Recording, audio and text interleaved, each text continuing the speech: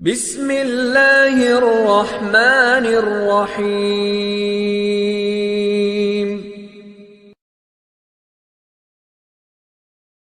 الرحمن الرحیم نحمدہ ونصلی علی رسول الکریم اما بعد۔ السلام علیکم ورحمۃ اللہ وبرکاتہ۔ امید ہے دوستو آپ سب خیریت سے ہوں گے۔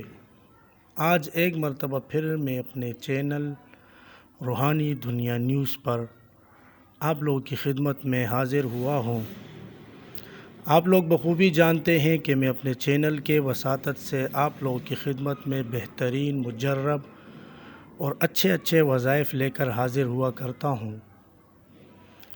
آج میں آپ لوگوں کے لیے ایک خاص عمل لے کر آیا ہوں جو ان دوستوں کے لیے ہے جن کو کان درد کی وجہ سے شدید پریشانی رہتی ہے، اور جو لوگ مسلسل یہ شکایت کرتے ہیں کہ ہمیں کان میں درد رہتا ہے یا تکلیف رہتی ہے یا کان میں کوئی بھی مسئلہ ہو، تو یہ وظیفہ اور عمل خاص ان لوگوں کے لیے ہے۔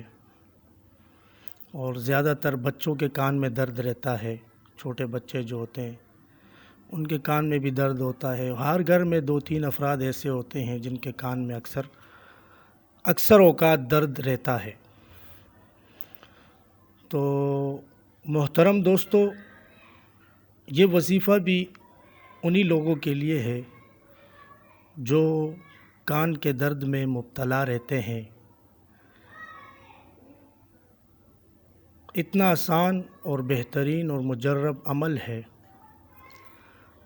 جس طرح طریقہ میں بتاتا ہوں، آپ اگر اس طریقے سے یہ عمل کریں گے تو انشاءاللہ بإذن اللہ پرانے سے پرانا کان کا درد ہو وہ ختم ہو جائے گا۔ اگر کان میں زخم بھی ہو تو وہ بھی ختم ہو جائے گا اس سے، اور خارش وغیرہ ہو، جو مسئلہ بھی ہو، انشاءاللہ اللہ پاک کے حکم سے وہ ختم ہو جائے گا۔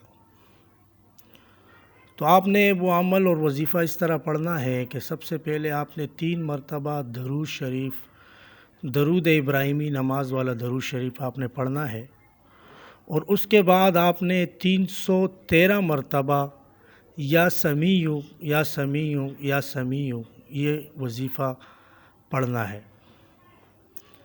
پھر آخر میں پھر آپ نے 3 مرتبہ درود شریف پڑھنا ہے، نماز والا درود شریف، اور اس کے بعد مریض کے کان میں دم کرنا ہے، اور 1 شیشی چھوٹی والی سرسوں کے تیل کی اس پر دم کرنا ہے، اور اس تیل سے روزانہ آپ جس کے کان میں درد ہو صبح 2 قطرے، اگر بچہ ہے چھوٹا بچہ تو 1 قطرہ، اور اگر بڑا ہے تو 2 سے 3 قطرے کان میں ڈالیں۔ انشاءاللہ اللہ پاک کے حکم سے پرانے سے پرانا درد اور کان کا جتنے بھی مسئلے مسائل ہیں وہ اللہ کے حکم سے ختم ہو جائیں گے۔ تو دوستو، یہ تھا آج کا ہمارے پروگرام کا موضوع۔ ملتے ہیں نیکسٹ ویڈیو میں۔ السلام علیکم ورحمۃ اللہ وبرکاتہ۔